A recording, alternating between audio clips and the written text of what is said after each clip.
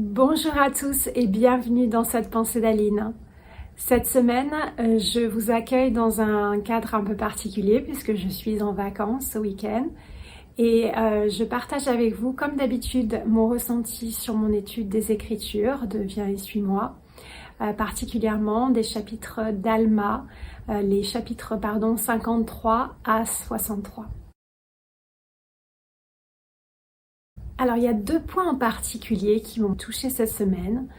Le premier point, on va tout de suite attaquer avec Alma chapitre 53, où en fait, on fait la connaissance des 2000 guerriers, jeunes guerriers du peuple d'Amon, qui vont élire Élaman comme leur chef et être un soutien énorme pour l'armée de Moroni. On va lire tout d'abord les versets 16, 17 et 18. Mais voici, il arriva qu'il avait beaucoup de fils qui n'avaient pas conclu l'alliance de ne pas prendre leurs armes de guerre pour se défendre contre leurs ennemis. C'est pourquoi ils s'assemblèrent à ce moment-là, tous ceux qui étaient capables de prendre les armes, et ils se donnèrent le nom de Néphites. Et ils conclurent l'alliance de se battre pour la liberté des Néphites, oui, pour protéger le pays jusqu'à donner leur vie. Oui, ils firent même alliance de ne jamais abandonner leur liberté, mais de se battre dans tous les cas pour protéger les Néphites et eux-mêmes de leur servitude. Or voici, il y eut 2000 de ces jeunes hommes qui conclurent cette alliance et prirent leurs armes de guerre pour défendre leur pays. Donc on voit que ces fils du peuple d'Amon décident de faire alliance et de défendre les Néphites, vu que leurs pères, qui eux ont conclu l'alliance de ne plus faire la guerre, ne veulent pas briser cette alliance, leurs fils prennent la défense des Néphites à leur place. Et ce sont des jeunes hommes absolument extraordinaires, avec une foi et un courage qui sont véritablement un exemple pour nous tous. On apprend un peu plus d'eux dans les versets suivants. Et c'étaient tous de jeunes hommes et ils étaient extrêmement vaillants dans leur courage et aussi dans leur force et leurs activités. Mais voici, ce n'était pas tout. C'étaient des hommes qui étaient fidèles en tout temps dans tout ce qui leur était confié. Oui, c'étaient des hommes pleins de vérité et de sérieux, car on leur avait enseigné à garder les commandements de Dieu et à marcher en droiture devant lui. Donc on voit que ces jeunes hommes avaient, et on l'apprend plus tard, bien été enseignés par leur maman, d'être obéissants, d'être sérieux, d'être honnêtes en toutes choses et vaillants dans leur foi au Seigneur Jésus-Christ. Et on voit qu'ils ont vraiment un courage extrême de suivre finalement Élaman et de finalement se battre. Ils sont jeunes, hein, on imagine qu'ils sont peut-être entre 16, 17, 18 ans et ils n'ont jamais fait la guerre. Donc ça pourrait être une perspective terrifiante pour eux. Mais je pense que vraiment c'est leur foi qui les porte. Et cette foi véritablement va décupler leur force et leur vaillance sur le champ de bataille. Et donc on voit un peu plus tard dans le chapitre 56 au verset 46, lorsque Élaman finalement se trouve dans une situation où il va devoir combattre avec ces jeunes hommes, il leur demande s'ils sont prêts et voici leur réponse. « Père, voici notre Dieu est avec nous et il ne souffrira pas que nous tombions. Allons donc, nous ne tuerons pas nos frères s'ils nous laissaient tranquilles. C'est pourquoi allons, de peur qu'il n'ait le dessus sur l'armée d'Antipas.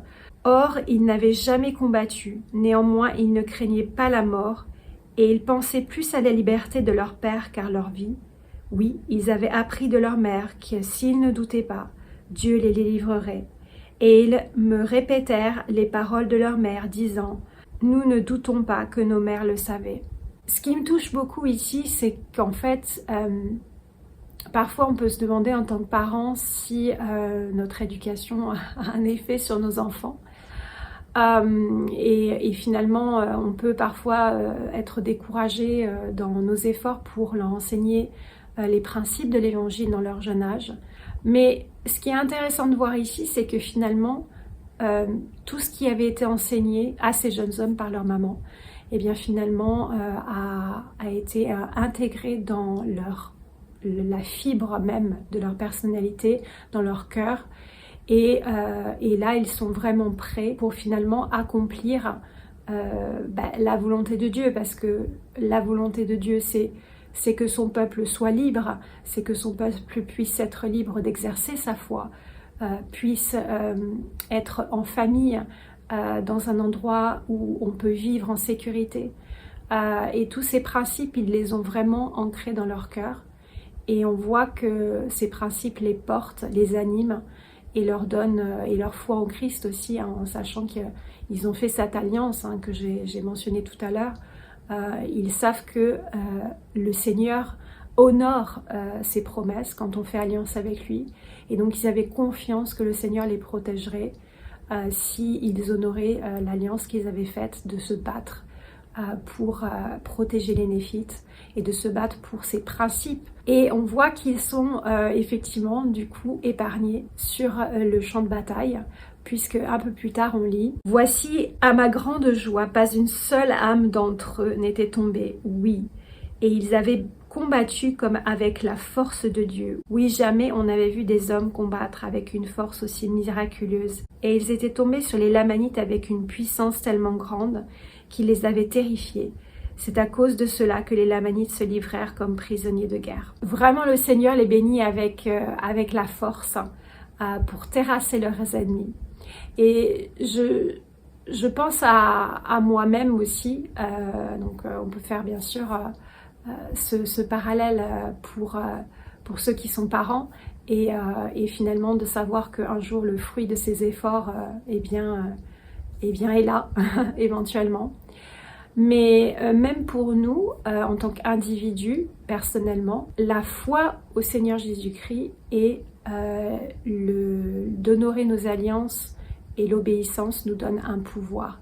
On a vraiment ce thème qui revient encore et encore et encore dans ces chapitres de guerre, que d'honorer ces alliances, d'être obéissant aux principes et aux valeurs de l'Évangile, aux commandements de Dieu, eh bien, nous protège et nous donne de la force, du courage pour affronter les difficultés, pour affronter nos ennemis. Juste pour finir avec ces 2000 jeunes hommes, 2060, parce qu'il y en a 60 de plus qui sont envoyés un petit peu plus tard, on voit au verset 25 du chapitre 57 qu'une deuxième fois ils combattent, et encore une fois, au verset 25, il n'y a pas une seule dame d'entre eux qui périt. Oui, il n'y eut pas non plus une seule âme parmi eux qui n'eût pas reçu de nombreuses blessures. Leur préservation étonna toute notre armée. Et nous l'attribuons à juste titre au pouvoir miraculeux de Dieu à cause de leur foi extrême en ce qu'on leur avait enseigné à croire, qu'il y avait un Dieu juste et que quiconque ne doutait pas serait préservé par son pouvoir merveilleux. Or, telle était la foi de ceux dont j'ai parlé. Ils sont jeunes et leur esprit est ferme et ils placent continuellement leur confiance en Dieu. Un deuxième point qui m'a touchée dans ma lecture cette semaine, c'est aussi le comportement de Pauran et d'Élaman. On voit qu'à un moment donné, il y a des difficultés parmi les armées néphites, puisqu'ils ne reçoivent pas de provisions et de renforts d'hommes de la ville de Zarem. Là. Donc les armées des Néphites qui sont un petit peu éparpillées autour du pays attendent avec impatience ce renfort qui n'arrive pas.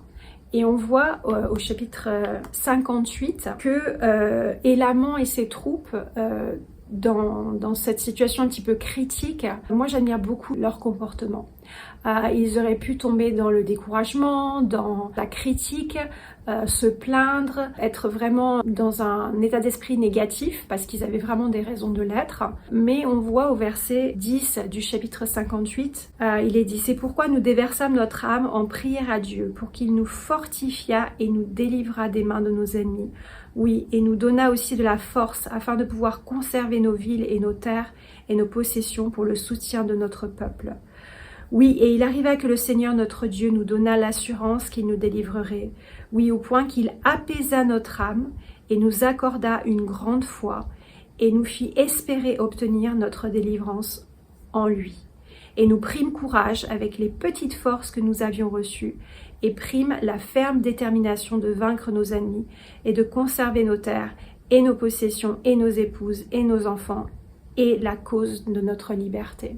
Donc on voit que malgré cette situation critique, la première chose qu'ils font, en tout cas ils se tournent vers la prière et le Seigneur les fortifie et surtout il leur donne une plus grande foi, une plus grande détermination de finalement de ne pas abandonner, de continuer à espérer en la délivrance du Seigneur, de lui faire confiance. Malgré le fait qu'ils n'ont pas, je dirais, de connaissance des causes de la situation, pourquoi ils ne reçoivent pas cette aide dont ils ont tant besoin, ils ne remettent pas en doute leur Dieu.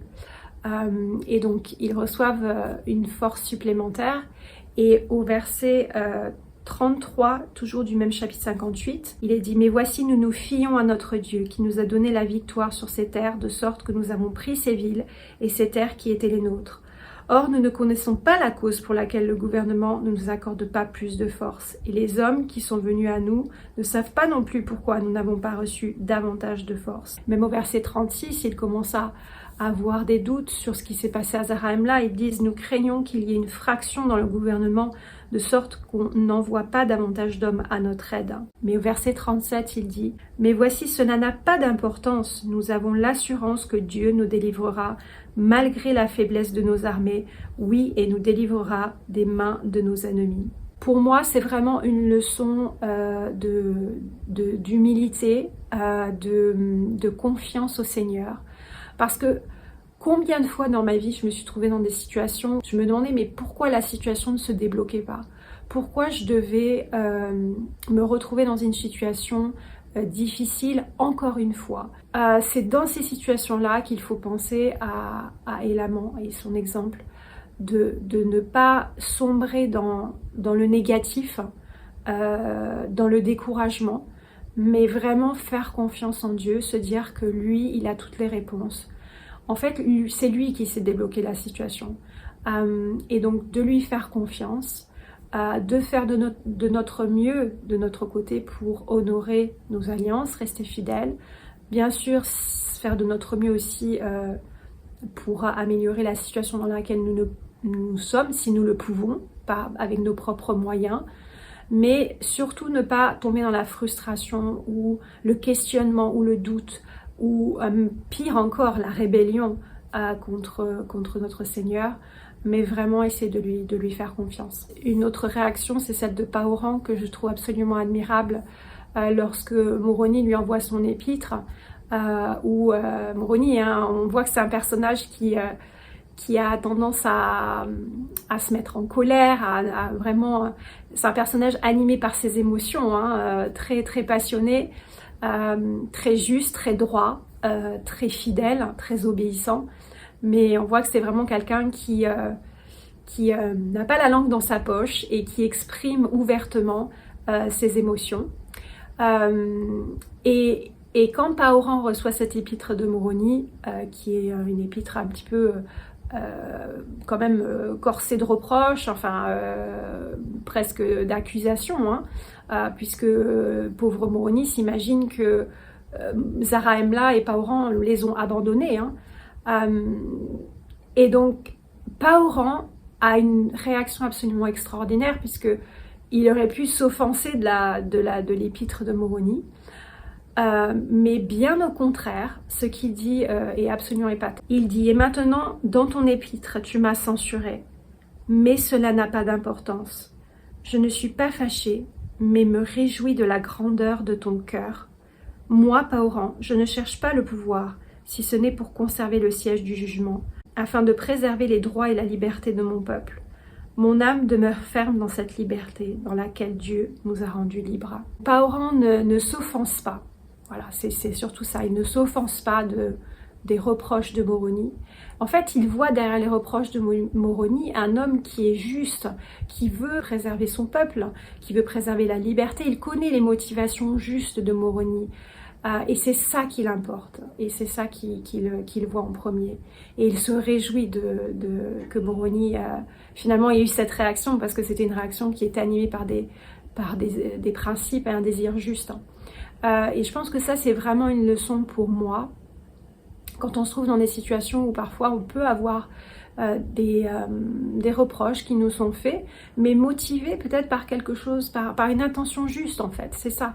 Et je pense que c'est vraiment l'intention qui est importante de regarder.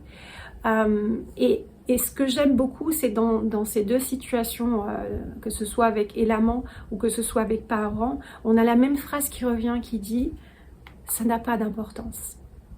Ça n'a pas d'importance. Que nous soyons dans une situation critique, que nous soyons le réceptacle de reproches ou de critiques, même si elles sont bien intentionnées, ça n'a pas d'importance. Qu'est-ce qui est important finalement? L'important, le plus important, c'est de faire confiance au Seigneur, d'avoir foi en Jésus-Christ, d'honorer nos alliances, de passer outre aux circonstances peut-être négatives ou en apparence critiques et de voir ce qu'il y a derrière, de voir le dessein de Dieu, de voir comment il nous façonne, de voir le cœur sincère des gens et leur motivation pure. Voilà, c'est tout pour cette petite pensée cette semaine. Merci d'être avec moi aujourd'hui dans ce décor un peu différent. Et je suis vraiment reconnaissante pour votre fidélité chaque semaine, pour les commentaires aussi que vous écrivez, qui me touchent beaucoup. Et puis, je vous invite bien sûr à vous souscrire à la chaîne, à liker les vidéos et à aussi regarder les vidéos de mon ami Christian Evrard. Donc voilà, merci pour votre soutien sur cette nouvelle chaîne au Centre des Écritures, de nous soutenir dans ce que nous faisons. Et je vous dis à la semaine prochaine pour une nouvelle pensée d'Aline. Très bonne étude cette semaine et à bientôt.